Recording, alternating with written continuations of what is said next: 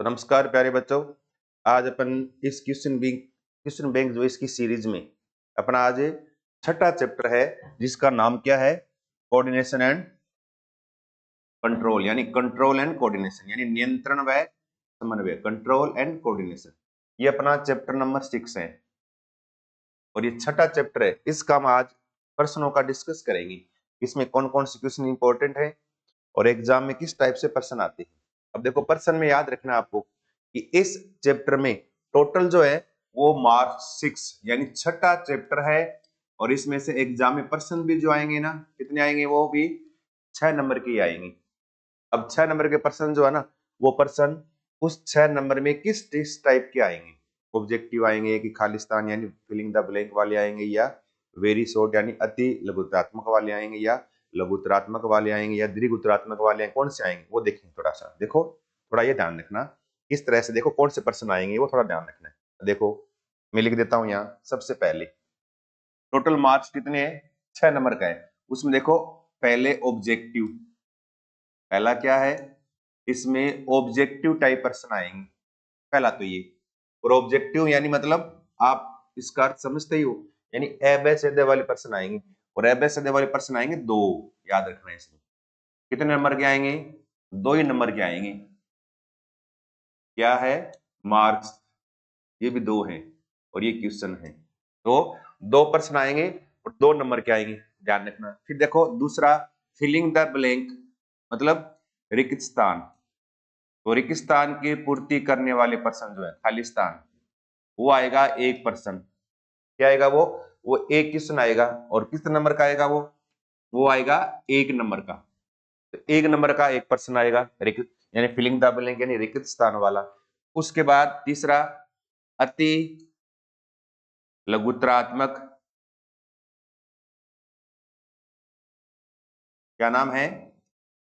अति लघुत्तरात्मक यानी very short question. और वेरी शॉर्ट मतलब जिसका उत्तर आपको 1 शब्द में या 2 शब्दों में देना पड़े लिख के, है ना, तो वो आएंगे। और वो प्रश्न आएगा 1, और वो भी क्या आएगा? 1 नंबर का आएगा। थोड़ा ध्यान रखना ये। फिर देखो इसके बाद आएगा लघुत्तरात्मक, लघुत्तरात्मक। और ये लघुत्तरात्मक प्रश्न है ना, ये भी प्रश्न आएगा 1, और ये आएगा 2 नंबर का। कितने नंबर का आएगा? 2 नंबर का। तो मतलब objective type 2 question, filling the blank वाले 1 प्रश्न, अति लघुत्तरात्मक 1 प्रश्न, लघुत्तरात्मक 1 प्रश्न। टोटल क्वेश्चन आएंगे इसमें से 2 और 3 5, टोटल 5 क्वेश्चन आएंगे। और 5 प्रश्न आएंगे ना, ये आएंगे 6 नंबर के, 6 नंबर में। तो बाकी सभी देखो 2-2, तो यानी सब प्रश्न 1-1 नंबर के हैं। सिर्फ 1 क्वेश्चन है लघुत्तरात्मक वाला 2 नंबर का आएगा। बाकी सारे 2 प्रश्न आएंगे 2 नंबर के, 1 आएगा 1 का, 1 आएगा 1 का, 1 आएगा फिर 2 का। तो टोटल 6 नंबर का चैप्टर है। अगर इस चैप्टर को आप अपने ये प्रश्न में का ना, इसको अगर आप ढंग से सोल्व कर लोगे, ये मानो आपके ये 6 नंबर पक्के हैं, ठीक है ना। अब देखो इसमें प्रश्न कौन कौन से हैं वो थोड़ा देखिए, हम इसमें चेक करें। अब देखो यहाँ से स्टार्ट करते हैं सबसे पहले, ठीक है ना। पहले नियंत्रण व समन्वय चैप्टर का नाम, और इसमें अपना पहला प्रश्न जो है वो क्या है? निम्न में से पादप हार्मोन है। इसमें पादप हार्मोन कौन सा है, यानी प्लांट हार्मोन कौन सा है? अब देखो ऑक्सिन, ये भी पादप हार्मोन है। ऑक्सिन जो वृद्धि के लिए जिम्मेदार है। जिब्रेलिन, ये भी पादप हार्मोन है ना। और साइटोकाइनिन, ये भी पादप हार्मोन, ये वृद्धि के लिए उत्तरदायी है। इसका मतलब तीनों ही क्या पादप हार्मोन है। हमारा उत्तर क्या हो जाएगा? उपरोक्त सभी। तो इनमें पादप हार्मोन के ये तीनों नाम पादप हार्मोन के। अब देखो प्रश्न ऐसे ही पूछ ले, छोटा प्रश्न लिख दे, किन्हीं 2 पादप हार्मोनों के नाम लिखिए। देखो यहाँ 3 नाम लिख दिए मैंने, याद भी होने चाहिए आपको ये, ऑक्सिन, जिब्रेलिन, साइटोकाइनिन। तो ऐसे आ जाए पादप हार्मोन के 2 के नाम लिखो, तब भी आपको याद रहे, ठीक है। इसके बाद देखो अगला प्रश्न क्या लिखा है? मानव मस्तिष्क का सबसे बड़ा भाग है। प्रश्न क्या है? मानव मस्तिष्क का सबसे बड़ा भाग कौन सा है? हमारा मस्तिष्क जो है ना, उसका सबसे बड़ा भाग कौन सा है? आगे हम मस्तिष्क की स्ट्रक्चर भी बनाएंगे, उसके अलग अलग पार्ट भी लिखेंगे, उनके नाम भी लिखेंगे, किसका क्या काम है वो थोड़ा हम चर्चा भी करेंगे, ठीक है ना। अब देखो यहाँ पर पहला हमारा प्रश्न है मानव मस्तिष्क का सबसे बड़ा भाग। तो मानव मस्तिष्क में सबसे बड़ा भाग जो है ना, वो होता है अग्र मस्तिष्क में। और अग्र मस्तिष्क में क्या होता है, जिसको बोलते हैं पर मस्तिष्क। अग्र मस्तिष्क का भाग है ये। किसका भाग है, आगे वाली भाग, यानी यहाँ माथे वाला मस्तिष्क। अग्र मस्तिष्क, मध्य मस्तिष्क, पीछे पश्च मस्तिष्क। तो अग्र मस्तिष्क है ना, इसका भाग है कौन, पर मस्तिष्क, जिसको बुद्धि का केंद्र कहते हैं। वो कहते हैं जिसका पर मस्तिष्क बड़ा होना, उसका आईक्यू भी ज्यादा होता है, उसमें बुद्धि भी ज्यादा होती है, सोचने की, समझने की, याद करने की क्षमता क्या होती है, ज्यादा। तो इसलिए बोलते हैं जिसका माथा है ना, माथा, पहले बोलते थे ना कि माथे की लकीरें पढ़कर है ना भविष्य के बारे में लोग बता देते हैं। तो उसमें होता क्या है, लोग देखते हैं कि माथा किसका कितना चौड़ा है। अगर माथा बड़ा है ना, इसका मतलब पर मस्तिष्क वाला भाग बड़ा है, तो उसका बुद्धि भी क्या होगी, ज्यादा होगी। तो ये पर मस्तिष्क है, ये क्या मस्तिष्क का सबसे बड़ा भाग है। इसके बाद देखो अगला तीसरा प्रश्न, प्रतिवर्ती क्रिया का नियंत्रण होता है। आगे भी पढ़ेंगे इसको। प्रतिवर्ती क्रियाओं का यानी अचानक होने वाली क्रियाओं का नियंत्रण कौन करता है, मेरुरज्जु। कौन करता है, ये करता है मेरुरज्जु। कौन करता है, मेरुरज्जु करता है प्रतिवर्ती क्रियाओं का नियंत्रण। पीयूष ग्रंथि है शरीर की वृद्धि के लिए जिम्मेदार। पर मस्तिष्क है, बुद्धि का केंद्र बोलते हैं मस्तिष्क का सबसे बड़ा भाग। न्यूरॉन है, ये क्या है, तंत्रिका तंत्र की सबसे छोटी संरचनात्मक और क्रियात्मक इकाई न्यूरॉन। ठीक है। इसके बाद देखो अगला अपना चौथा प्रश्न, और फोर्थ प्रश्न में देखो चौथे में, चौथा प्रश्न क्या है, और इसमें है दो तंत्रिका कोशिकाओं के मध्य योजक स्थान को क्या कहते हैं। जहां पर दो तंत्रिका कोशिकाएं है ना, इस तरह से देखो, यूं, ये मेरा हाथ है, अगर आप भूल जाओ ना आगे हम संरचनाएं बनाएंगे तंत्रिका कोशिका में, जैसे मेरे ये हाथ है, इस हाथ की तरह होती है तंत्रिका कोशिका, बस ऐसे, ये आगे वाला मेन भाग, पीछे ये डंडी वाला भाग। और इसमें दो तंत्रिका कोशिकाएं है ना, आपस में इस तरह से देखिए, इस तरह जुड़ी रहती है, लेकिन बिल्कुल पास टच नहीं होती, थोड़ी दूर रहती है। और इनके बीच में है ना एसिटिल कोलिन हार्मोन जो है, या रासायनिक पदार्थ एसिटिल कोलिन, उसकी सहायता से संपर्क में रहती है ऐसे। तो इनके बीच में जो ये बनता है ना, ये संरचना बनती है, इसको बोलते हैं सिनेप्स। क्या बोलते हैं, इसको सिनेप्स या हिंदी में बोलते हैं अंतर्गर्थन। क्या बोलते हैं, अंतर्गर्थन या सिनेप्स बोलते हैं। तो ये दोनों के बीच में योजक है ना स्थान, इसको क्या बोलते हैं, सिनेप्स बोलते हैं, तो कहते हैं सिनेप्स कहेंगे। हमारा उत्तर क्या हो जाएगा इसका, सिनेप्स। तो दो तंत्रिका कोशिकाओं के मध्य योजक स्थान को कहते हैं, क्या बोलते हैं इसको, सिनेप्स कहते हैं। फिर देखो छुई मुई की पत्तियों से गति होती है। छुई मुई है ना, आप देखते हो आप कि हम हाथ लगाते हैं पत्तियों के, पत्तियां के सिकुड़ जाती है छुई मुई, तो उसको बोलते हैं छुई मुई बोलते हैं। तो उसमें गति का कारण क्या होता है, देखो प्रकाशानुकुंचन, ये तो होता है प्रकाश की सहायता से होने वाला कुंचन, ये नहीं होता। निशानुकुंचन, अंधेरे में हो जाए वो निशानुकुंचन। सिनेप्स, ये दो तंत्रिका कोशिकाओं के बीच की कड़ी है, या बीच का अंतर्गठन या बीच का योजक स्थान है। कंपानुकुंचन, हाथ लगाने से कंपन से हो जाए, तो क्या है, कंपानुकुंचन। तो छुई मुई की पत्तियां है ना, किससे गति करती है, या किसकी से सिकुड़ जाती है, किससे होता है वो, कंपानुकुंचन गति से क्या वो सिकुड़ जाती है, ध्यान रखना ये। ठीक है ना। फिर देखो अपना अगला प्रश्न, और अगले में क्या है, देखो छठा, छठे में क्या है, छठा क्वेश्चन क्या है, ये एड्रीनलिन हार्मोन स्रावित किया जाता है। प्रश्न क्या है, एड्रीनलिन हार्मोन, और इस हार्मोन के नाम से ग्रंथि का नाम है, इसको बोलते हैं एड्रीनल ग्रंथि। क्या बोलते हैं, एड्रीनल ग्रंथि, या वरक है ना, किडनी, किडनी के ऊपर पाई जाती है, इसको बोलते हैं अधिवरक, हिंदी में क्या बोलते हैं, अधिवरक ग्रंथि। तो एड्रीनलिन हार्मोन किससे होगा, अवटु ग्रंथि, ये थायराइड से नहीं होता, अग्नाशय मिश्रित ग्रंथि से नहीं होता, अधिवरक ग्रंथि ये रहा। ये क्या है, अधिवरक ग्रंथि, जिसको एड्रिनल ग्रंथि बोलते हैं। क्या बोलते हैं इसको, इसको एड्रिनल ग्रंथि भी कहते हैं। क्या कहते हैं, इसको एड्रिनल ग्रंथि भी कहते हैं, ध्यान रखना। अधिवरक ग्रंथि से एड्रिनलिन हार्मोन का क्या होता है, स्रावण होता है। फिर देखो अपना अगला सातवां प्रश्न, और सातवें में क्या है, इस तरह से देखो, एड्रिनलिन हार्मोन वापस आ गया, ठीक, ठीक है ना।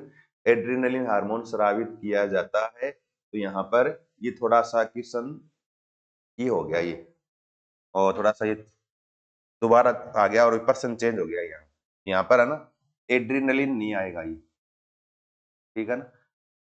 ये इसको छोड़ दो एक बार, क्योंकि एब्सिसिक एसिड ये भी हार्मोन, ऑक्सिन भी हार्मोन है, साइटोकानिन भी हार्मोन है, टेस्टोस्टेरोन है ना, ये क्या है, ये हमारा, इसको नर हार्मोन बोलते हैं, नर ग्रंथि के द्वारा स्रावित होता है। तो अगर ऐसे यूं लिख दो ना, नर ग्रंथि के द्वारा स्रावित हार्मोन किया, कौन हार्मोन स्रावित किया जाता है, किससे, टेस्टोस्टेरोन बोल सकते हो। छोड़ दो इसको एक बार तो साथ में। तो देखो आठवां अपना क्या है, इंसुलिन। क्या नाम है, इंसुलिन का कार्य क्या है। और इंसुलिन का स्रावण जो होता है ना, वो कौन करता है, वो करता है अग्नाशय की बीटा कोशिकाएं। और क्या काम करती है वो रक्त में शर्करा की मात्रा का नियंत्रण करती है, यानी उसको ग्लूकोज को ग्लाइकोजन में चेंज करके रक्त में शर्करा की मात्रा को फिक्स रखती है, बढ़ाती नहीं, बढ़ने नहीं देगी। तो रक्त में शर्करा की मात्रा का नियमन करती है। लैंगिक अंगों का विकास नहीं, किससे होता है ये होता है जनन हार्मोन से होता है। रक्त में शर्करा का स्तर का नियमन, ये सही है। क्या है, रक्त में शर्करा के स्तर का नियमन किससे होता है, इंसुलिन हार्मोन की सहायता से होता है। वृद्धि को प्रेरित कौन करता है, पीयूष ग्रंथि करती है। वृद्धि हार्मोन, हार्मोन स्राव का नियंत्रण ये भी पीयूष ग्रंथि करती है। तो हमारा उत्तर कौन सा हो गया, रक्त से शर्करा का स्तर का नियमन किससे होता है, इंसुलिन हार्मोन की सहायता से होता है। फिर अगला देखो अपना, टेस्टोस्टेरोन व एस्ट्रोजन संबंधित हैं। देखो इसको तो बोलते हैं नर हार्मोन, वर्षण से स्रावित होता है। और इसको बोलते हैं मादा हार्मोन, एस्ट्रोजन को क्या बोलते हैं, मादा हार्मोन। तो ये तो है नर हार्मोन टेस्टोस्टेरोन, जो वर्षण से स्रावित होता है। और इसको बोलते हैं मादा हार्मोन एस्ट्रोजन को, जो क्या है अंडाशय से स्रावित होता है। किससे, अंडाशय से, ओवरी। और ये होता है टेस्टिज यानी वर्षण से स्रावित। ये मेल हार्मोन और ये क्या है, फीमेल हार्मोन, मादा हार्मोन का संबंध किससे है, ये क्या काम करती है, नर हार्मोन मादा हार्मोन क्या करेंगे, नर में नर वाला और मादा में मादा वाला क्या करेगा, द्वितीयक गौण लैंगिक लक्षणों का विकास करता है, यानी यौनारंभ करता है, यौन अवस्था प्रारंभ करता है। स्तनों का विकास होना है, नर या मादा जननांगों का विकास होना है, त्वचा कोमल होना या कठोर होना, आवाज का पतला होना या भारी होना, ये किस पे डिपेंड करता है, इनको बोलते हैं द्वितीयक गौण लैंगिक लक्षण। और इनका विकास किससे होता है, इन्हीं नर और मादा हार्मोन की सहायता से। क्या करेगा, शर्करा का स्तर का नियमन नहीं करता, पाचन क्रिया में काम नहीं आता, यौनारंभ से। तो यानी ये यौनारंभ, तो युवावस्था या यौनारंभ प्रारंभ करने का काम कौन करता है, ये नर और मादा हार्मोन काम करते हैं। अब देखो अपना अगला प्रश्न 10वां। अब अपने छोटे प्रश्न आ गए है ना, अपने छोटे क्वेश्चन आ गए। पहला क्या है, मानव शरीर में पाई जाने वाली कौन सी ग्रंथि अंतःस्रावी व बहिःस्रावी दोनों का काम करती है, दोनों है। याद रखना, इसको एक नाम और बोलते हैं, इसको कहते हैं मिश्रित ग्रंथि। क्या बोलेंगे इसको, इसको मिश्रित ग्रंथि बोलेंगे। क्या बोलेंगे, इसको मिश्रित ग्रंथि भी कहती है। तो और वो है क्या, वो है अग्नाशय। क्या नाम उसका, उसको अग्नाशय कहते हैं, याद रखना ये पेनक्रेज, अग्नाशय। इसको अंतःस्रावी ग्रंथि के रूप में भी काम करता है और बाह्य स्रावी ग्रंथि दोनों के रूप में काम करता है अग्नाशय। इसको बोलते हैं मिश्रित ग्रंथि या दोनों के रूप में काम करने वाली ग्रंथि। फिर अगला क्या है, शरीर की सबसे बड़ी अंतःस्रावी ग्रंथि का नाम लिखिए। ये आ गया एक। तो अगर ये आ जाए ना शरीर की सबसे बड़ी ग्रंथि, तब तो किसका नाम आएगा, यकृत यानी लीवर का नाम आएगा, यकृत। और अगर ये आ जाए शरीर की अंतःस्रावी सबसे बड़ी अंतःस्रावी ग्रंथि, तब किसका नाम आएगा, तब आएगा थायराइड। क्या नाम आएगा, थायराइड ग्रंथि। किसका नाम आएगा, थायराइड ग्रंथि का नाम आएगा। तो थायराइड जो है ना, ये शरीर की सबसे बड़ी अंतःस्रावी ग्रंथि है, ध्यान रखना। फिर देखो अगला प्रश्न नंबर 12, मधुमेह रोग किस हार्मोन की कमी से होता है। तो अभी मैंने कहा था शर्करा का नियमन, रक्त में शर्करा का नियंत्रण किससे होता है, इंसुलिन हार्मोन। और अगर इंसुलिन हार्मोन का स्रावण बंद हो जाए ना, तो रक्त में शर्करा यानी शुगर की मात्रा बढ़ जाएगी और वो मूत्र में छनकर बाहर आनी शुरू हो जाएगी। इसको बोलते हैं शुगर या डायबिटीज या मधुमेह रोग। तो किससे हुआ, वो इंसुलिन की कमी से। कौन सा हार्मोन की कमी से होता है, इंसुलिन की कमी से होता है, याद रखना, इंसुलिन की कमी से। याद रखना। अब देखो इसमें 2-3 प्रश्न बनेंगे। एक तो ये लिख दिया मैंने, मधुमेह रोग किस हार्मोन की कमी से होता है, इंसुलिन हार्मोन की कमी से होता है। या फिर ये आ जाए, इंसुलिन की कमी से कौन सा रोग हो जाता है, मधुमेह रोग हो जाता है। या फिर ये आ जाए, इंसुलिन का स्रावण कौन सी कोशिकाओं के द्वारा किया जाता है? इससे बीटा कोशिकाओं के द्वारा किया जाता है। या इंसुलिन का स्रावण कौन सी ग्रंथि करती है? अग्नाशय ग्रंथि करती है। अग्नाशय कौन सी ग्रंथि बोलते हैं? मिश्रित ग्रंथि बोलते हैं। ऐसे इस तरह से 2-3 प्रश्न बनते हैं, थोड़े ध्यान रखने आपको। ये देखो अगला 13वां, शरीर का संतुलन मस्तिष्क का कौन सा भाग करता है? यानी हमारा जो ब्रेन है, ब्रेन मस्तिष्क, इसका कौन सा भाग हमारी बॉडी के कंट्रोल का काम करता है? तो याद रखना, बॉडी के कंट्रोल में दो पार्ट काम आते हैं। एक तो मस्तिष्क का काम में आता है, और एक हमारे कान है ना, ये कान भी शरीर के संतुलन का काम करते हैं। कई बार देखते हो ना आप, आर्मी वगैरह की भर्ती हो, उसमें क्या कान वगैरह चेक करते हैं। तो कान अगर आप इधर होंगे ना, कान का लिक्विड है ना, इस वाले भाग में आकर इधर टकराएगा, तो उसकी संवेदना तुरंत मस्तिष्क में जाएगी, तो मस्तिष्क तुरंत आदेश देगा पेशियों को सीधा करो इसको, हम सीधा हो जाएंगे। इधर गिरेंगे तो पता लग जाएगा इधर गिर रहे हैं, यानी गिरने का इधर उधर है ना, शरीर के संतुलन का काम कान भी करते हैं। इसके अलावा मेन जो काम करता है वो कौन करता है? मस्तिष्क का मुख्य भाग, और वो कौन सा होता है? अनुमस्तिष्क। क्या नाम है? अनुमस्तिष्क, ये नाम याद रखना है, अनुमस्तिष्क। अगर याद है ना, शरीर के नियंत्रण का कार्य मस्तिष्क का कौन सा भाग करता है? किसका नाम आएगा? अनुमस्तिष्क करता है। कौन करता है? अनुमस्तिष्क करेगा, अनुमस्तिष्क। और कई बार इस पे ये प्रश्न भी आता है कि मस्तिष्क का कौन सा भाग एल्कोहल से सबसे अधिक प्रभावित होता है? एल्कोहल जो है ना, उसका सबसे अधिक प्रभाव किस पे होता है? अनुमस्तिष्क पे होता है। इसलिए शराब पीने के बाद बॉडी पे, शरीर पे कंट्रोल नहीं रहता। क्यों? कि शराब पी है ना, वो शराब किसने पी ली? वो अनुमस्तिष्क पी के टल्ली हो गया, अब उसका कंट्रोल नहीं रहा, और नहीं रहा तो बॉडी का कंट्रोल भी नहीं रहेगा। तो यानी शराब से सबसे अधिक प्रभावित होने वाला मस्तिष्क का भाग कौन सा है? अनुमस्तिष्क, याद रखना ये, ठीक है ना। और शरीर का नियंत्रण कौन करता है? अनुमस्तिष्क करता है, ध्यान रखना है, ठीक है। इसके बाद देखो 14वां प्रश्न, कौन सी अंतःस्रावी ग्रंथि मानव शरीर की वृद्धि का नियमन करती है? कौन सी ग्रंथि? पता है आपको? हमारे मस्तिष्क में मटर के दाने के समान पाए जाने वाली ग्रंथि, अगर याद है ना, मनुष्य शरीर के मस्तिष्क में मटर के दाने के समान कौन सी ग्रंथि होती है? वो होती है पीयूष ग्रंथि। और पीयूष ग्रंथि से निकलने वाला हार्मोन कौन सा होता है? वृद्धि हार्मोन। क्या निकलता है? वृद्धि हार्मोन। अगर ये ज्यादा निकलेगा तो व्यक्ति लंबा हो जाएगा, कम निकलेगा तो व्यक्ति क्या है? पौना हो जाएगा। इसका मतलब वृद्धि का नियमन, यानी वृद्धि कम हो ज्यादा हो, कौन करता है इसका नियंत्रण? वृद्धि हार्मोन करता है। और ये किसके द्वारा स्रावित होता है? पीयूष ग्रंथि के द्वारा। यानी अंतःस्रावी ग्रंथि का मानव शरीर वृद्धि का नियमन करती कौन सी है? पीयूष ग्रंथि। कौन सी है ये पीयूष ग्रंथि करती है, पीयूष ग्रंथि। और इससे हार्मोन कौन सा निकलता है? ग्रोथ हार्मोन, यानी वृद्धि हार्मोन। तो पिट्यूटरी ग्लैंड, क्या बोलते हैं इसको? पिट्यूटरी ग्लैंड, पीयूष ग्रंथि, और हार्मोन कौन सा निकला? ग्रोथ हार्मोन या वृद्धि हार्मोन, जो क्या करता है? वृद्धि का नियमन करता है। तो ये अपने छोटे वाले प्रश्न हो गए 4, 10, 11, 12, 13 और 14, ठीक है ना। इसके बाद आगे चले, आगे चले 15वें में। और 15वां अपना प्रश्न क्या है? नर में पाए जाने वाले लैंगिक हार्मोन का नाम बताइए। तो याद रखना, नर में कौन सा होता है? नर हार्मोन, इसको बोलते हैं नर हार्मोन। नर में पाया जाने वाला लैंगिक हार्मोन, या इसको बोलते हैं नर हार्मोन। और ये कौन सा होता है? टेस्टेस्टेरोन, टेस्टेस्टेरोन, ऐसे टेस्टेस्टेरोन। और ऐसे मादा के अंदर आ जाए प्रश्न कि मादा में पाए जाने वाले लैंगिक हार्मोन का नाम बताइए, इसको बोलते हैं मादा हार्मोन। क्या बोलेंगे इसको? मादा हार्मोन। और ये क्या होता है? ये होता है एस्ट्रोजन। इसका नाम क्या है? ये क्या है? एस्ट्रोजन है, एस्ट्रोजन। और याद रखना, नर में नर हार्मोन यानी टेस्टोस्टेरोन द्वितीयक गौण लैंगिक लक्षणों का विकास करता है। और ऐसे ही मादा में मादा हार्मोन एस्ट्रोजन, ये भी क्या करेगा?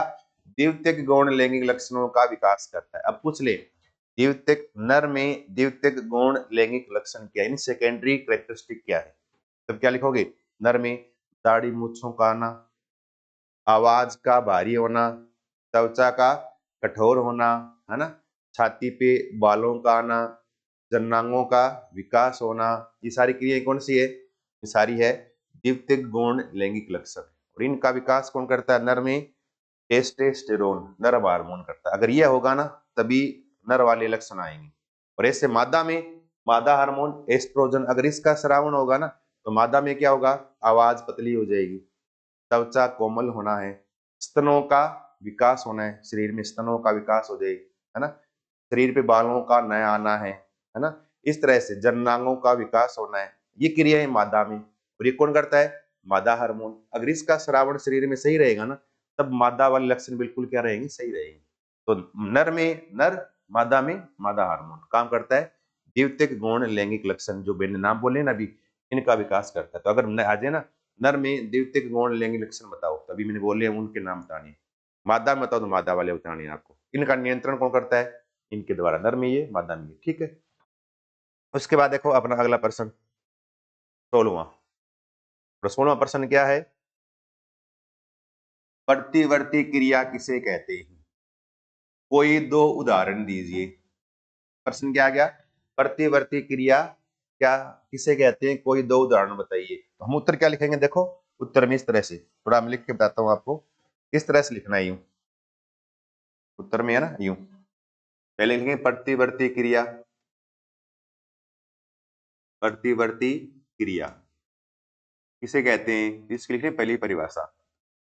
फिर क्या लिखेंगे, वे क्रियाएं, क्या लिखेंगे, वे क्रियाएं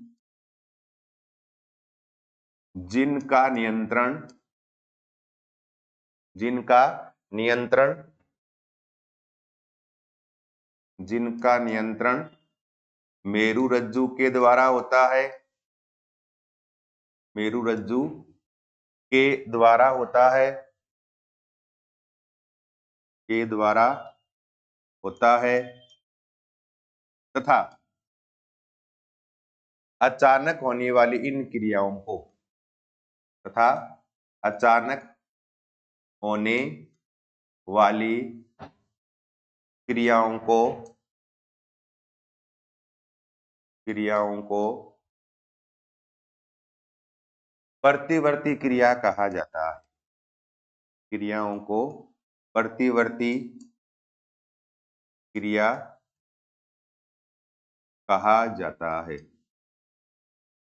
क्रियाओं को प्रतिवर्ती क्रिया कहा जाता है। तो याद रखना ये प्रतिवर्ती क्रिया में क्या लिखोगे, अचानक होने वाली क्रियाओं को प्रतिवर्ती क्रियाएं कहते हैं। और कई बार ये भी आता है कि प्रतिवर्ती क्रियाओं का नियंत्रण कौन करता है, तो किसका नाम आएगा, प्रतिवर्ती क्रियाओं का नियंत्रण मस्तिष्क नहीं करता, कौन करता है, मेरुरज्जु करता है। कौन करेगा प्रतिवर्ती क्रियाओं का नियंत्रण, कौन करेगा, मेरुरज्जु के द्वारा किया जाता है। कौन करेगा, इनका नियंत्रण मेरुरज्जु के द्वारा होता है, ध्यान रखना ये प्रतिवर्ती क्रियाओं का नियंत्रण मेरुरज्जु करता है। और दूसरा अचानक होने वाली क्रियाएं, इनको क्या बोलेंगे, प्रतिवर्ती क्रियाएं बोलते हैं। अब इसके एग्जाम्पल लिखने, उदाहरण, अब प्रश्न आ जाएंगे, दो प्रतिवर्ती क्रियाओं को उदाहरण बताओ। अचानक होने वाली क्रियाएं लिख दो, जैसे सुई के चुभने से या ओलपिन के चुभने से, सुई के चुभने से हाथ का हटना, है ना, अचानक कुछ कांटा या सुई या ओलपिन हाथ या पैर में अगर चुभ जाए, तुरंत वहां से हम अपना हाथ या पैर हटा लेंगे, अचानक हटा लेंगे, उसको बोलते हैं प्रतिवर्ती क्रिया। तो सुई या कांटे के चुभने से हाथ या पैर का वहां से हटाना, ऐसे कह सकते हो हाथ या पैर के कोई गर्म वस्तु लगने से उस हाथ या पैर का वहां से तुरंत हटा लेना, वो भी कौन सी है, प्रतिवर्ती क्रिया ही है। या किसी वस्तु के अचानक आने से आंख बंद हो जाना, है ना, किसी वस्तु के अचानक आ जाने से, आ जाने से आंख का बंद होना, मतलब अगर आपकी तरफ कोई वस्तु फेंके अचानक आपकी तरफ, तो अगर आपकी आंख की तरफ आ रही है तुरंत अपने आप आंख क्या हो जाएगी, बंद हो जाएगी। वो भी कौन सी है, प्रतिवर्ती क्रिया है। भोजन को देख के मुंह में लार आना, वो भी कौन सी है, प्रतिवर्ती क्रियाएं। तो मतलब अचानक होने वाली क्रियाएं कौन सी कहलाएगी, प्रतिवर्ती क्रियाएं कहलाएगी। है क्या वो लिखना है, और एक दो एग्जाम्पल तो आपको याद रखना ही है, ठीक है। इसके बाद देखो अपना अगला प्रश्न, इसके बाद देखिए अगला प्रश्न क्या लिखा है, तंत्रिका कोशिका का नामांकित चित्र बनाइए। मोस्ट इंपोर्टेंट है, तंत्रिका कोशिका का नामांकित चित्र बनाइए। मैंने कहा था ऐसे हाथ की तरह होता है, है ना, ऐसे क्यों बनाएंगे, देखो इस तरह से तंत्रिका कोशिका का नामांकित चित्र बनाए, तो इसमें ऐसे देखो इस तरह से बनाएंगे, बिल्कुल हाथ की तरह।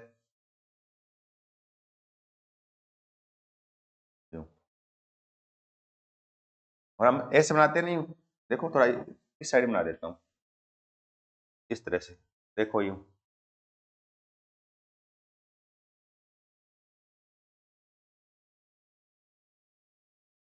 इस तरह से, है ना। और थोड़ा सा सीधा और कर दूं, चलो थोड़ा और सीधा कर दो।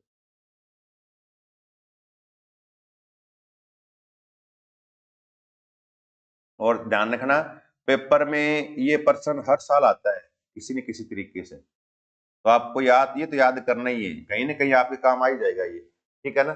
ये याद करना है, भूलना नहीं है इसको, इस तरह से,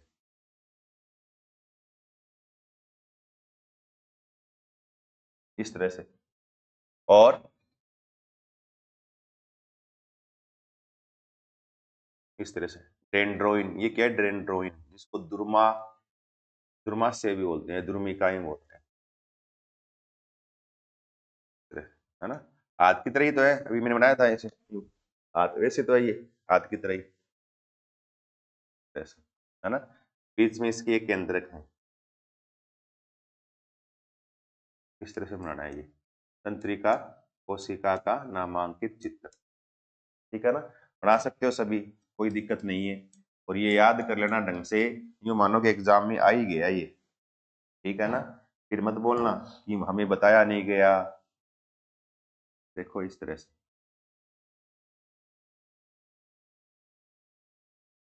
जो माइलिन आच्छादन है, ये माइलिन की परत है ये, इस तरह से, ठीक है, माइलिन आच्छादन है, ठीक है ना।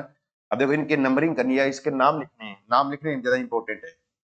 तो नाम में कैसे लिखोगे, चलो इसे लाल से लिख देता हूँ, दिख रहा है ना लाल वाला, देखो सबसे पहले इसको बोलते हैं कोशिका काय, ये क्या है, ये बॉडी है, सेल बॉडी, कोशिका काय, ये सेल बॉडी है, ये कोशिका काय। और इसके बीच में ये क्या है, ये कोशिका का क्या है, केंद्रक, क्या इसका केंद्रक है। और इसमें इस तरह से ये नली, ये ना जाल सा है, ये पतली पतली इस तरह से निकली हुई नलिया सी, या पतली पतली धागे से निकले हुए, इनको बोलते हैं दुर्मास्य, दुर्मास्य दुर्मिकाएं जो भी हैं, इस तरह से। और ये जो है ना, ये तंत्रिका का इधर वाला भाग पूरा, ये इसको बोलते हैं तंत्रिकाक्ष, तंत्रिकाक्ष वाला भाग है ये, ठीक है ना। और इसमें ये तंतु लास्ट में, ये तंतु, और इसके ऊपर यानी परत लगी हुई है, ये माइलिन की परत है, माइलिन परत, ये माइलिन आच्छादन, माइलिन आच्छादन, इसकी परत लगी हुई है, इस तरह की संरचना है, इसको क्या बोलते हैं, तंत्रिका कोशिका बोलेंगे, ठीक है ना। ये थोड़ी सी आपको याद रखना है, और एग्जाम के लिए बहुत ही इंपॉर्टेंट है, यानी न्यूरॉन, क्या बोलते हैं इसको, तंत्रिका कोशिका, या ये नाम लिखा हुआ आ जाए इसकी जगह, ये भी आ सकता है, ये नाम भी, क्या बोलते हैं इसको, न्यूरॉन, क्या बोलते हैं, न्यूरॉन, जिसको तंत्रिका तंत्र की संरचनात्मक व क्रियात्मक इकाई कहा जाता है, ये न्यूरॉन या तंत्रिका कोशिका, इसकी संरचना या स्ट्रक्चर आपको बनानी आनी चाहिए इसे, ठीक है ना। हर जगह काम आएगी ये, और 100% आपके 1-2 नंबर आपको देके जाएगी, ठीक है ना। अब देखो इसके बाद अगला प्रश्न देख लो, अगले में क्या है, प्रतिवर्ती चाप का सचित्र वर्णन कीजिए। प्रतिवर्ती क्रिया तो आप ढंग से याद कर लो, प्रतिवर्ती क्रिया किसे कहते हैं, प्रतिवर्ती क्रिया के उदाहरण बताइए, ठीक है ना। फिर प्रतिवर्ती चाप, प्रतिवर्ती क्रियाओं का पूरा जो सिस्टम है ना, किस तरह से काम करती है, उसको बोलते हैं प्रतिवर्ती चाप, उसका सचित्र वर्णन करना है। देखो कैसे करेंगे प्रतिवर्ती चाप का सचित्र वर्णन, देखो आगे देखें। और प्रतिवर्ती चाप में है ना, जैसे किसी, मेरा हाथ किसी गर्म वस्तु को छू गया, होने के बाद उसकी संवेदनाएं, संवेदी तंत्रिका कोशिकाएं जो है, संवेदी कोशिका, ये तंत्रिकाएं क्या करेगी, उसको लेके सूचनाएं और लेके आई कहां तक, मेरुरज्जु। याद रखना प्रतिवर्ती क्रियाओं का नियंत्रण कौन करता है, मेरुरज्जु करता है। तो मेरुरज्जु तक लेके आएगी, मेरुरज्जु उसको आदेश देगा हाथ को हटाने के लिए पेशियों को, तो वो जाएगी प्रेरक तंत्रिकाएं वापस जाएगी, तो वो उनको हाथ को हटाने के लिए करेगी। तो हाथ गर्म वस्तु का हाथ छुए, फिर उसकी संवेदना आई, मेरुरज्जु में उसका विश्लेषण हो, फिर वापस जाए प्रेरक तंत्रिकाएं जाके हाथ को हटाने का काम करती है। पूरा सिस्टम इसको बोलते हैं, क्या बोलते हैं, प्रतिवर्ती चाप कहते हैं। देखो ऐसे लिखना है, प्रतिवर्ती चाप लिखना क्या है, डायग्राम क्या बनाना है, देखो प्रतिवर्ती चाप, प्रतिवर्ती चाप। और इसमें क्या लिखेंगे कि प्रतिवर्ती प्रतिवर्ती क्रियाओं का नियंत्रण, क्रियाओं का नियंत्रण मेरुरज्जु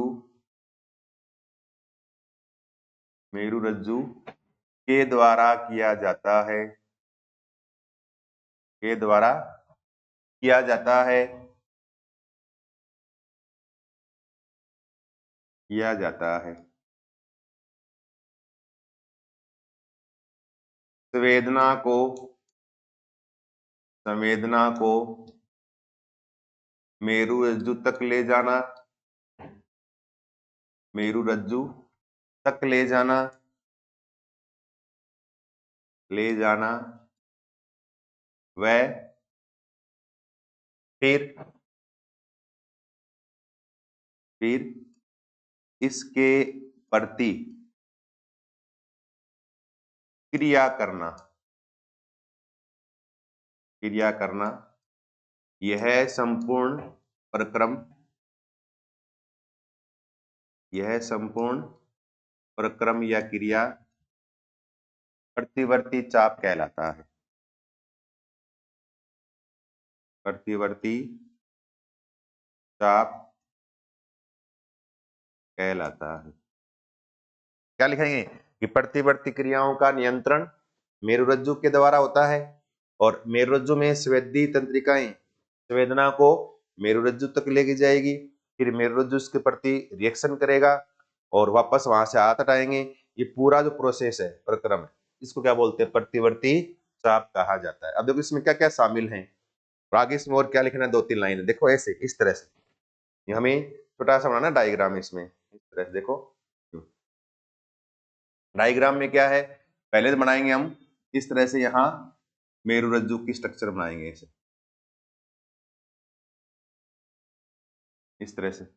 ये है मेरुरज्जु वाला भाग,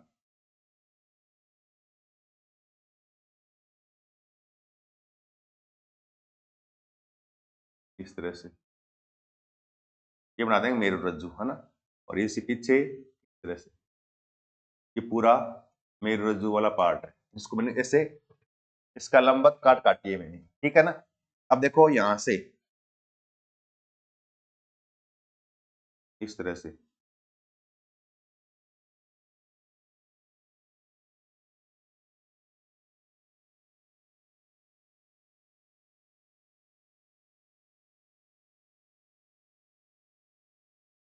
इधर भी ऐसे है ना, इधर बनाने की आवश्यकता नहीं है, बनाना चाहिए तो बना सकते हो इस तरह से जो भी। अब देखो यहां जैसे हाथ छुआ किसी वस्तु को, हाथ बनाना है आपको यूं, ऐसे नहीं कि अब आप बिल्कुल प्रॉपर तरीके से बनाओ, ऐसे कोई दिक्कत नहीं है ना, ऐसे बना तो कैसे उंगली छोटी बड़ी करके ऐसे बना दो, जैसे हाथ बना दिया मैंने, है ना। और ये कोई गर्म वस्तु हुई, दिखा दिया, ये गर्म वस्तु, इसके हाथ छू रहा है, हाथ छुएगा ना, तो यहां से देखो निकलती है तंत्रिकाएं। तंत्रिकाओं में देखो दो प्रकार की तंत्रिकाएं हैं, एक को बोलते हैं संवेदी तंत्रिकाएं, ये जाएगी संवेदना लेके कहाँ जाएगी, मेरुरज्जु में लेके जाएगी इस तरह से। और एक है प्रेरक तंत्रिका,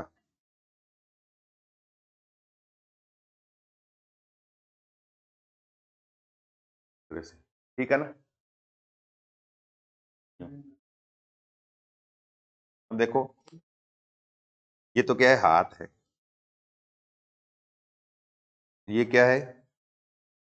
गर्म वस्तु। ठीक है। अब देखो इसमें एक तंत्रिका है ना, इसको बोलते हैं संवेदी तंत्रिका। संवेदी तंत्रिका। और एक है ये, जो इस प्रकार से है ना, यहाँ मसल्स है, पेशियां, इनको आके आदेश देगी। ये है, इसको बोलते हैं प्रेरक तंत्रिका। प्रेरक तंत्रिका। और ये है मांसपेशियां, ये पेशियां हैं जो आप पेशियों का आदेश देगी, आके हाथ को उठाने का काम करेगी। और ये वाला भाग क्या है? ये वाला भाग है मेरु रज्जु वाला भाग। ये क्या है? ये है मेरु रज्जु। ये है मेरु रज्जु। और ये पूरा जो है ना, ये डायग्राम, इसको क्या बोलेंगे? प्रतिवर्ती चाप। क्या बोलेंगे इसको? प्रतिवर्ती चाप बोलेंगे। अब देखो होता क्या, कैसे करना है, देखो इस तरह से। अब इसमें लिखना क्या है? ये डायग्राम बनाया है ना, इस डायग्राम को अपनी भाषा में लिखना है। क्या लिखेंगे? जब किसी गर्म वस्तु के हाथ छूता है तो उसकी संवेदना संवेदी तंत्रिका के द्वारा मेरु रज्जु तक पहुंचती है, और मेरु रज्जु में इसके प्रति क्रिया होती है, और इस क्रिया के फलस्वरूप इसके कार्य करने को, या कह दें इसके प्रति कार्य करने की सूचना प्रेरक तंत्रिकाओं के द्वारा पेशियों तक पहुंचती है, और पेशियों की सहायता से हाथ को गर्म वस्तु से अलग कर लिया जाता है। ये पूरा प्रोसेस, इसको क्या बोलते हैं? प्रतिवर्ती चाप कहते हैं। तो देखो दो याद रखनी है।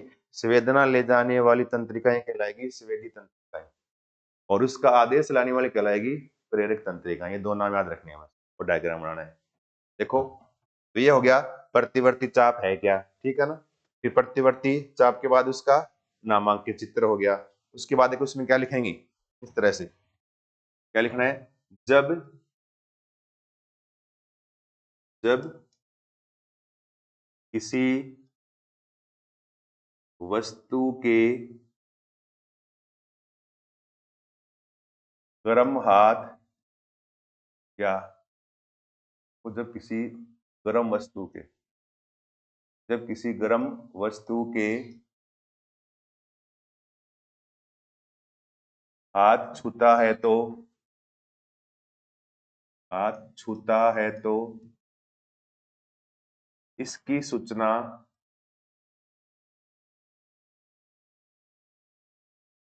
इसकी सूचना संवेदी तंत्रिका के द्वारा, संवेदी तंत्रिका के द्वारा, तंत्रिका के द्वारा के द्वारा मेरु रज्जु तक पहुंचाई जाती है। मेरु रज्जु तक पहुंचाई जाती है, तक पहुंचाई जाती है, जहां से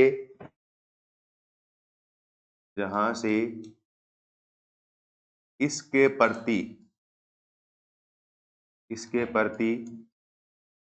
क्रिया करने के लिए, प्रतिक्रिया करने के लिए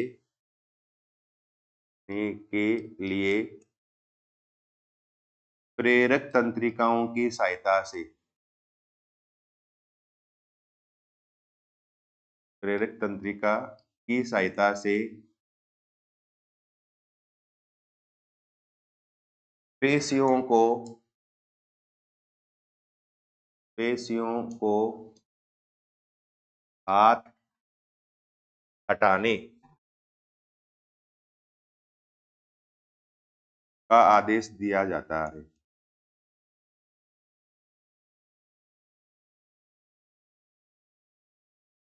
आदेश दिया जाता है, जिससे हाथ को हटा लिया जाता है। हाथ को हटा लिया जाता है। हटा लिया जाता है। इस संपूर्ण प्रक्रम को, या संपूर्ण क्रिया को प्रतिवर्ती चाप कहा जाता है।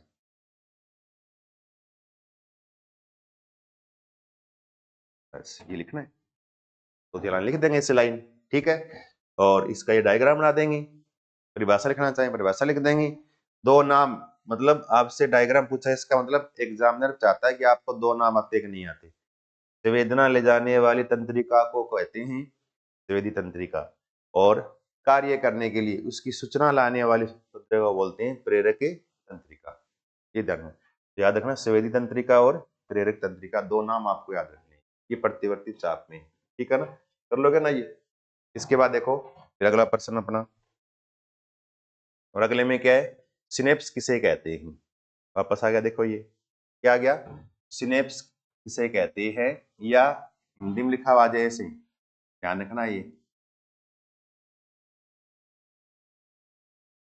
ऐसे अंतर्गर्थन, ऐसे ऐसे है ना, अंतर्गर्थन, इस तरह से।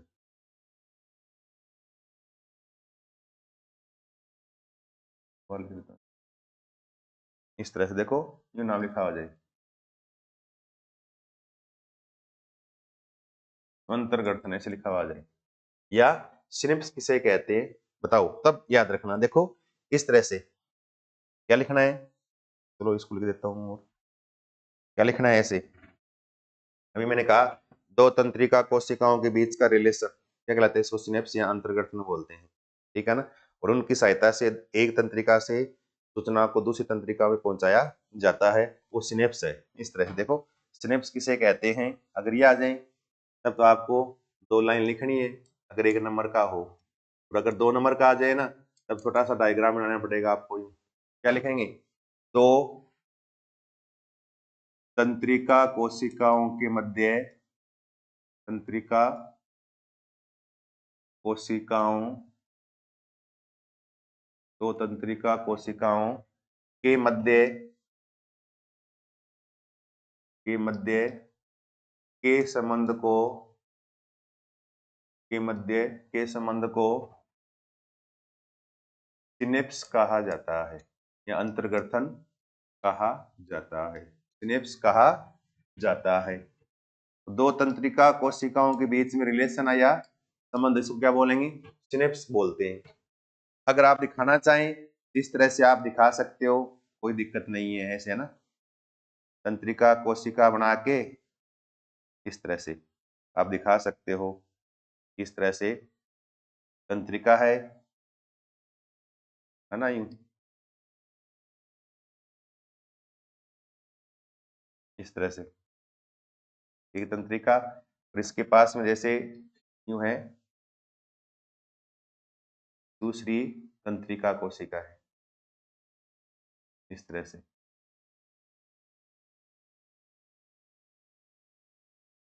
एक दूसरे टच नहीं करना इनको, ठीक है ना, इस तरह से इनके बीच का रिलेशन आना ये पूरा,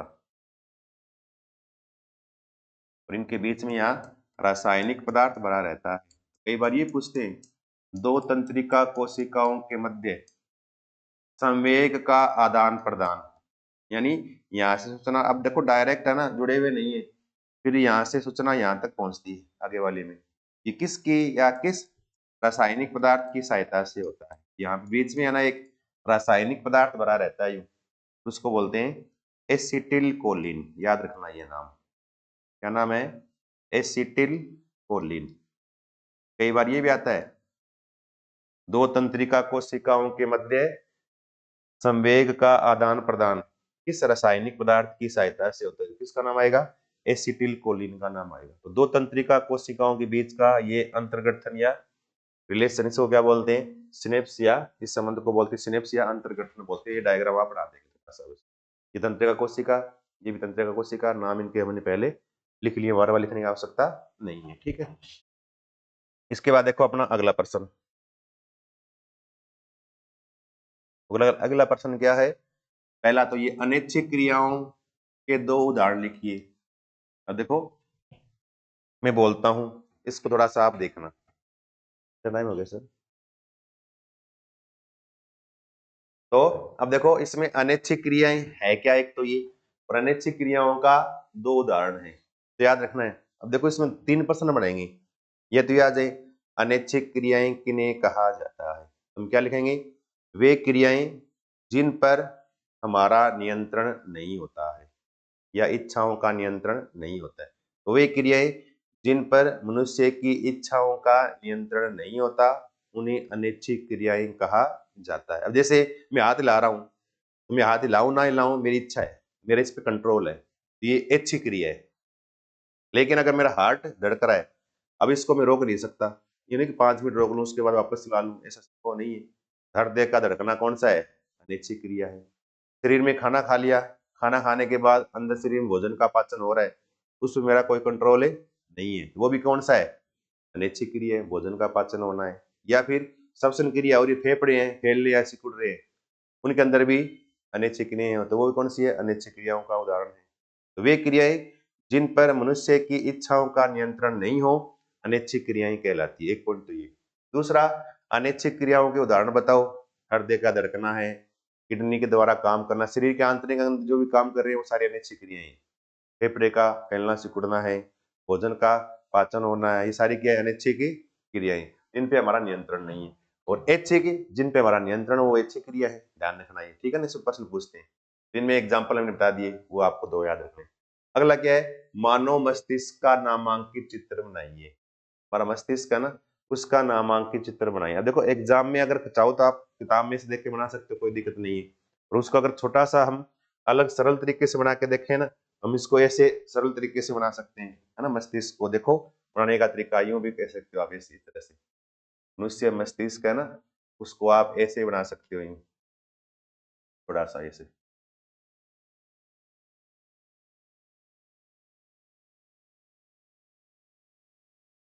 इस तरह से यूं करके। ज्यादा ना कलाकारी करने की आवश्यकता नहीं, लेकिन अगर सुंदर अच्छा बन सके तो अच्छा बनाना है आपको, ठीक है। इस तरह से देखो, यूं इस तरह से करना है इसमें, है ना। पूरे मस्तिष्क में ऐसे यहाँ बढ़ा दें। देखो यहाँ इस तरह से स्ट्रक्चर है एक, है ना। थोड़े से यहाँ ऐसे संरचनाएं से, इस तरह से।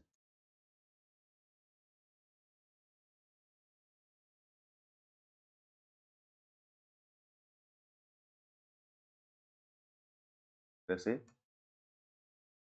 और आप टीवी वगैरह में देखते हो आजकल एड वगैरह आते हैं ना, उन सब में मस्तिष्क दिखाते हैं, दिमाग की बत्ती जली, है ना, ऐसे दिखाते रहते हैं। मस्तिष्क का ऐसे डायग्राम बनाना है आपको, ठीक है ना। उससे नंबरिंग जैसे नाम लिखना है ना। ये क्या है इसका, इसको बोलते हैं अग्र मस्तिष्क। ये क्या है, अग्र मस्तिष्क, ठीक है ना। और इस अग्र मस्तिष्क का आगे वाला भाग है ना, ये इसको बोलते हैं पर मस्तिष्क, पर मस्तिष्क, ठीक है। ये बीच में है ना, ये बीच वाला भाग तो बोलेंगे मध्य मस्तिष्क, मध्य मस्तिष्क। पीछे वाला ये वाला भाग है ना, तो बोलेंगे पश्च मस्तिष्क, पश्च मस्तिष्क तो बोलेंगे इस तरह से। और यहाँ देखो इस तरह से एक भाग है अनुमस्तिष्क, पश्च मस्तिष्क का भाग है ये, पश्च मस्तिष्क का भाग है अनुमस्तिष्क। यहाँ एक medulla oblongata, medulla oblongata, medulla oblongata, ये भी क्या है, पश्च मस्तिष्क का भाग है। तो मेडुला ऑब्लांगेटा पश्च मस्तिष्क का भाग है, अनुमस्तिष्क भी पश्च मस्तिष्क का भाग है, ध्यान रखना है। लास्ट में यहाँ पर क्या है, ये मेरुरज्जु है, क्या है ये मेरुरज्जु वाला भाग है। ये क्या है, ये है मेरुरज्जु। इस तरह से मनुष्य मस्तिष्क का आप नामांकित चित्र बना सकते हो, डायग्राम ये आपको बनाना है, ठीक है ना। बना लोगे ये। वैसे अगर आप चाहो नेट से देख सकते हो, आप आपके पास नेट अवेलेबल है, किताब ये आपके पास इंटरनेट है, मोबाइल सब है। या फिर अपने आप तो जितने भी है ना बुक है अपनी, उस साइंस वाली बुक के अंदर भी मस्तिष्क का डायग्राम देखकर उसको आप आराम से कर सकते हो, कोई दिक्कत नहीं, ठीक है ना। कर लोगे ना ये हमारे मस्तिष्क का नामांकित चित्र आपको बनाना है, कर लोगे। इसके बाद देखो अगला, अब देखो अगला प्रश्न, ये एग्जाम में कई बार पूछा गया। ये मनुष्य में पाई जाने वाली क्या है, मनुष्य में पाई जाने वाली ग्रंथियों के नाम लिखकर उनकी उपस्थिति को चित्र की सहायता से बताइए। मनुष्य में कौन कौन सी ग्रंथियां, उनके नाम लिखने हैं और उनके हमारे मस्तिष्क में यानी या सॉरी हमारे शरीर में है ना, उसकी क्या पोजीशन है, कहाँ कहाँ है, उस पोजीशन को दर्शाता हुआ नामांकित चित्र बनाना है, हमें डायग्राम बनाना है। देखो और ये डायग्राम कई बार पूछा गया है, आपको आना भी चाहिए। ये देखो ऐसे इस तरह से डायग्राम, जरूरी नहीं कि आप किताब में दे रखा है महिला का पुरुष का वैसे बनाओ, जरूरी नहीं, आवश्यक नहीं है, उसको आप अपनी मर्जी से बना सकते हो। देखो ऐसे इस तरह से यूं जैसे मैं बना रहा हूं, ऐसे बना सकते हो अगर आप चाहो तो, आप इस तरह से, है ना, यूं इस तरह से हाथ वाला भाग जो भी है ना, इस तरह से।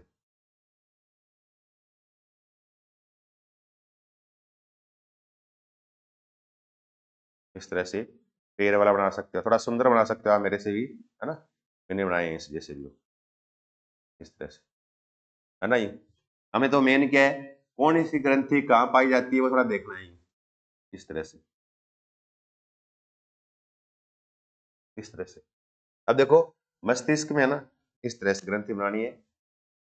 देखो सबसे पहले यहाँ मस्तिष्क में पाए जाने वाले ग्रंथि जिसको बोलते हैं पीयूष ग्रंथि, क्या बोलेंगे इसको, पीयूष ग्रंथि कहेंगे। पहला तो ये क्या नाम है, पीयूष ग्रंथि मस्तिष्क में।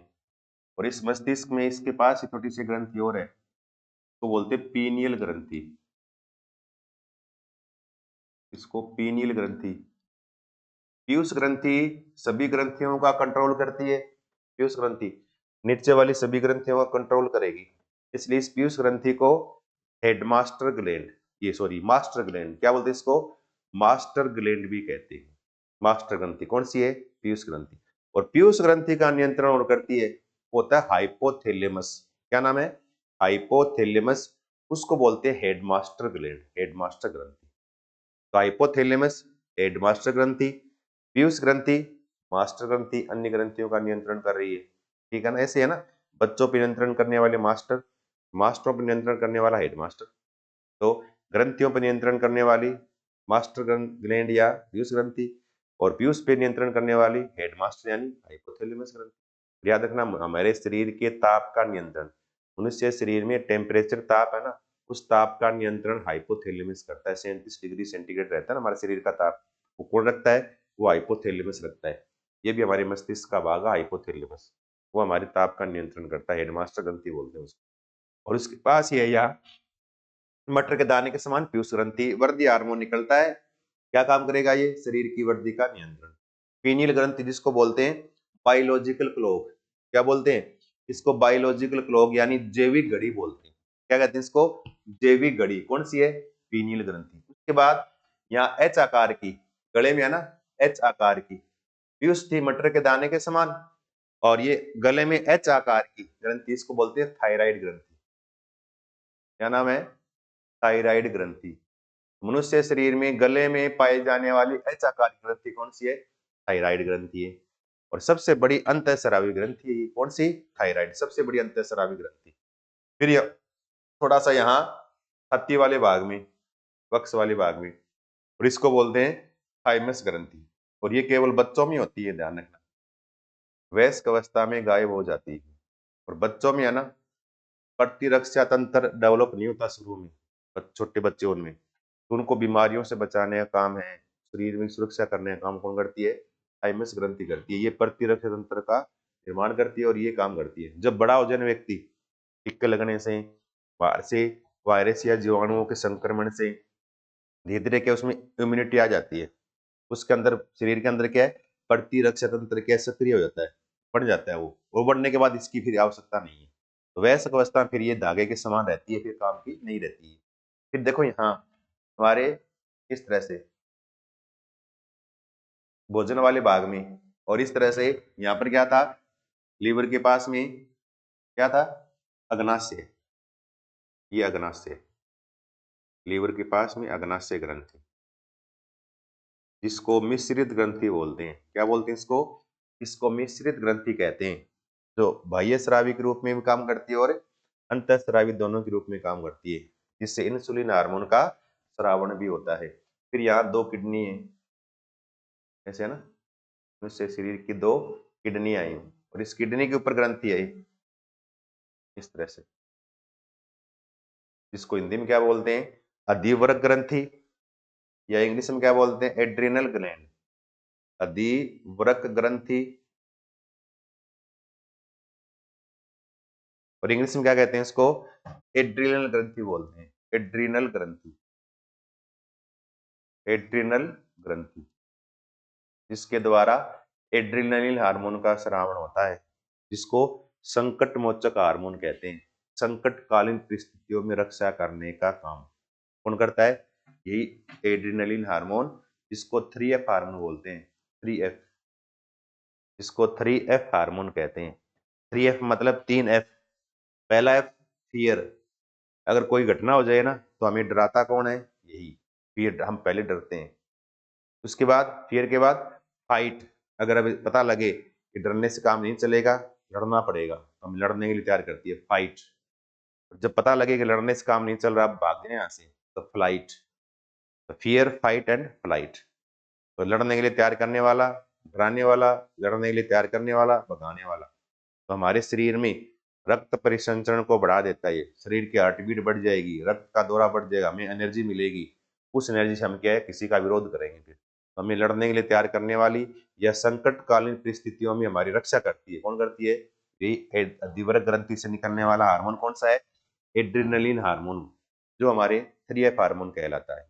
फिर देखो यहाँ पर, देखो यहाँ है, देखो अगर मादा है ना, तो उसमें देखो ऐसे डायग्राम लिखा हुआ मिलेगा, इस तरह से डायग्राम बना हुआ है ना, मादा है तो ऐसे, और नर है ना तो इस तरह से डायग्राम बने मिलेगा आपको, इस तरह से, है ना। तो ये तो मादा,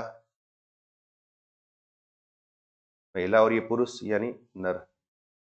तो मादा के द्वारा मादा हार्मोन, या इसको बोलने ग्रंथि का नाम अंडाशय, क्या नाम है, अंडाशय, जिसके द्वारा एस्ट्रोजन का स्रावण होता है। नर में नर हार्मोन टेस्टोस्टेरोन का स्रावण और कौन करता है, वर्षण ग्रंथि। और इन दोनों को बोलते क्या बोलते, दोनों को जनन ग्रंथि बोलते हैं। इन दोनों का नाम क्या है, इनको कहते हैं जनन ग्रंथि। ये नर और मादा में, नर में जनन ग्रंथि का नाम वर्षण, मादा में जनन ग्रंथि का नाम अंडाशय।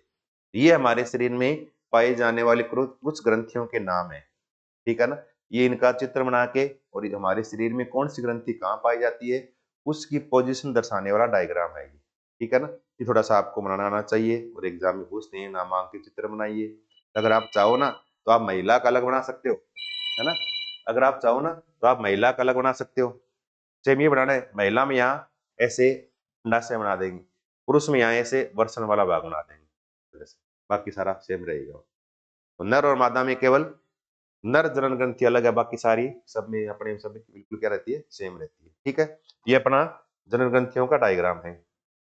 इसके बाद देखो अगला, निम्न अंतःस्रावी ग्रंथियों के द्वारा स्रावित हार्मोन के नाम व उनके कार्य लिखिए।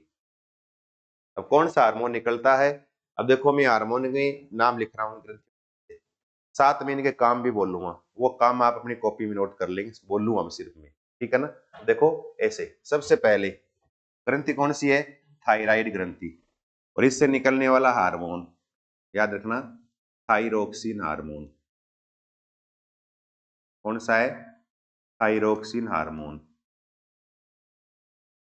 थायरोक्सिन हार्मोन, याद रखना ये क्या नाम है, थायराइड ग्रंथि से निकलने वाला हार्मोन का नाम थायरोक्सिन हार्मोन। टेबल बना लेंगे आप, ऐसे टेबल बनाना, आप पहले ग्रंथि का नाम लिखना, फिर लिखना सेकंड कॉलम में स्रावित हार्मोन का नाम, फिर लिखना थर्ड कॉलम में हार्मोन का कार्य, ऐसे, ठीक है ना। तो ग्रंथि का नाम तो देखो लिख रखा है, यहाँ लिख लोगे, स्रावित हार्मोन लिख दिया मैंने, सेकंड कॉलम में लिख लो, थर्ड में देखो काम किया वो बोल देता हूँ, आप लिख लेना। तो देखो थायराइड ग्रंथि से निकलने वाला हार्मोन थायरोक्सिन हार्मोन क्या काम करता है, मनुष्य शरीर में उपापचयी क्रियाओं का नियंत्रण, क्या करता है, मेटाबॉलिज्म का नियंत्रण, उपापचयी क्रियाओं का नियंत्रण, उपापचयी क्रियाओं का नियंत्रण, मेटाबॉलिज्म का कंट्रोल, है ना, पूरा शरीर सिस्टम ढंग से काम करे, उस सब का नियंत्रण कौन करता है? थायरोक्सिन हार्मोन करता है। तो थायराइड ग्रंथि से निकलने वाला थायरोक्सिन हार्मोन, ठीक है ना। अब यहाँ पर एक पॉइंट और याद रखना, थायराइड में थायरोक्सिन हार्मोन में पाया जाने वाला तत्व है, तत्व कौन सा है? आयोडीन। कौन सा है? आयोडीन। या फिर कई बार ये आता है, आयोडीन की कमी से कौन सा रोग हो जाता है? कौन सा? गोइटर या घेंगा, बोलते हैं ना, गोइटर या घेंगा रोग, या गलगंड, मतलब गला सूज जाए, बड़ा हो जाए, गलगंड रोग बोलते हैं। गलगंड या घेंगा रोग किसकी कमी से? आयोडीन की कमी से। और ये किससे होता है? Thyroxine hormone. याद रखना, अगर याद है ना, थायरोक्सिन हार्मोन की कमी से होने वाला रोग तो घेंगा या गलगंड रोग, इंग्लिश में बोलते हैं गोइटर। याद है, आयोडीन की कमी से होने वाला रोग तब भी नाम आएगा घेंगा या गोइटर रोग नाम आएगा, ठीक है ना, ये सेम रहेगा। और याद रखना, थायरोक्सिन हार्मोन में कौन सा तत्व पाया जाता है? आयोडीन। इसलिए अगर थायरोक्सिन कम हो जाएगा ना, शरीर में आयोडीन भी कम हो जाएगा, और आयोडीन कम हो जाएगा तो इससे गला सूज जाएगा, घेंगा या गाइटर या गलगंड रोग हो जाएगा, ध्यान रखना, ठीक है। 2-3 प्रश्न है, याद रखनी। इसके बाद देखो दूसरा, एड्रिनल ग्रंथि, और इसके द्वारा स्रावित हार्मोन कौन सा है? Adrenaline hormone. एड्रीनलिन हार्मोन लिख लो। और क्या बोलते हैं इसको? कार्य में क्या लिखोगे? इसे संकट मोचक हार्मोन कहते हैं। संकटकालीन परिस्थितियों में रक्षा करने का कार्य। क्या लिखो कार्य में? संकटकालीन परिस्थितियों में रक्षा करने का कार्य, और इसे संकट मोचक हार्मोन कहते हैं। और इसमें इस हार्मोन का एक नाम और क्या है? इसको बोलेंगे 3F हार्मोन। क्या बोलेंगे इसको? इसे 3F हार्मोन बोलते हैं। 3F का मतलब क्या है? एक F मतलब फियर, है ना, अभी बताया मैंने। दूसरे का फाइट, FIGHT फाइट। तीसरे का फ्लाइट, FLIGHT फ्लाइट। इस तरह से तीन नाम है, फियर, फाइट एंड फ्लाइट। डरना, लड़ना, पलायन कर जाना या भाग जाना, ठीक है ना। ये एड्रिनल ग्रंथि से निकलने वाला हार्मोन। उसके बाद अंडाशय, और अंडाशय ये मादा जनन ग्रंथि है। क्या है? मादा जनन ग्रंथि है, और इससे निकलने वाला हार्मोन कौन सा है? हार्मोन का नाम याद रखना है, एस्ट्रोजन। हार्मोन का नाम क्या है? एस्ट्रोजन। एस्ट्रोजन। और क्या काम करता है? महिला में या मादा में द्वितीयक गौण लैंगिक लक्षणों का विकास। क्या लिखोगे? महिला या मादा में द्वितीयक गौण लैंगिक लक्षणों का विकास कौन करता है? एस्ट्रोजन करता है, ये ध्यान रखना। अब महिला में द्वितीयक गौण लैंगिक लक्षण है क्या? आवाज का पतला होना, त्वचा का कोमल होना, ठीक है ना, स्तनों का विकास होना, जननांगों का विकास होना, शरीर पे बालों का ना आना, ये सारे क्या है? द्वितीयक गौण लैंगिक लक्षण महिला में। और इसका नियंत्रण कौन करता है? एस्ट्रोजन। और किससे स्रावित होता है? अंडाशय से, ठीक है। उसके बाद देखो वर्षण। और वर्षण क्या है? ये भी क्या है? हार्मोन है। और हार्मोन कौन सा है? इसको बोलते हैं, ये वर्षण ग्रंथि कौन सी? नर ग्रंथि है। क्या है? वर्षण, ये मादा ग्रंथि है, मादा जनन ग्रंथि। और ये क्या है? नर जनन ग्रंथि, वर्षण। और इससे निकलने वाला हार्मोन कौन सा है? टेस्टेस्टेरोन। इसका नाम क्या है? इसको बोलते हैं टेस्टेस्टेरोन। क्या कहते हैं इसको? इसको टेस्टेस्टेरोन बोलते हैं। क्या बोलते हैं? टेस्टेस्टेरोन। जो एस्ट्रोजन काम करता है वही नर में टेस्टेस्टेरोन करता है। इसको नर हार्मोन कहते हैं। ये मादा हार्मोन, ये नर हार्मोन। नर में क्या लिखोगे कार्य में? नर में द्वितीयक गौण लैंगिक लक्षणों का विकास करता है, जैसे दाढ़ी मूंछों का आना, त्वचा का कठोर होना, शरीर पे बालों का अधिक आना, ठीक है ना, जननांगों का विकास होना। ये सारी क्रियाएं किससे होती है? टेस्टोस्टेरोन यानी वर्षण की सहायता से होती है। इसमें वर्षण, नर जनन ग्रंथि, हार्मोन, नर हार्मोन, टेस्टोस्टेरोन, द्वितीयक गौण लैंगिक लक्षणों का विकास। अंडाशय, मादा जनन ग्रंथि, मादा हार्मोन, एस्ट्रोजन, द्वितीयक गौण लैंगिक लक्षणों का विकास। के बाद देखो अग्नाशय, इसको बोलते हैं, क्या बोलते हैं? इसको मिश्रित ग्रंथि बोलते हैं। क्या बोलते हैं इसको? मिश्रित ग्रंथि कहते हैं। और इस अग्नाशय की बीटा कोशिकाएं है ना, बीटा सेल, बीटा कोशिकाओं के द्वारा कौन सा हार्मोन निकलता है? इंसुलिन हार्मोन का स्रावण होता है। किसका? इंसुलिन का। याद रखना, अग्नाशय की बीटा कोशिकाओं से स्रावित होने वाला हार्मोन कौन सा है? इंसुलिन है। ठीक है ना। और क्या काम करता है ये? रक्त में शर्करा की मात्रा को नियंत्रित करता है। रक्त में ग्लूकोज की मात्रा को नियंत्रित करता है कौन है? इंसुलिन। और अगर इंसुलिन की कमी हो जाए तो क्या होगा? डायबिटीज या मधुमेह रोग हो जाता है। ये दिखा पीछे हमने। ठीक है ना। ये अपने विभिन्न ग्रंथियां हैं, इन ग्रंथियों से निकलने वाले हार्मोन और उनके काम लिखे, हम डिस्कस किए थोड़े से। ठीक है ना। ये मैंने बताया ना आपको। आप वीडियो पॉज करके आप साथ साथ लिखते जाओ।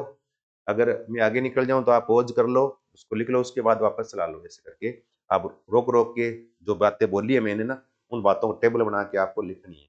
ठीक है ना। और एग्जाम में बहुत इंपॉर्टेंट चीज है ये, इन ग्रंथियों में से कोई ना कोई एग्जाम में प्रश्न आएगा, हार्मोन पे 100% आएगा। ठीक है ना। ये तो अपना यहाँ तक हार्मोन 22 क्वेश्चन अपने पूरे हो गए। इसके बाद फिर अगला चैप्टर स्टार्ट हो जाएगा। ठीक है ना। ये अपना चैप्टर नंबर 6 हो गया, जिसका नाम क्या था? कंट्रोल एंड कोऑर्डिनेशन, यानी नियंत्रण व समन्वय।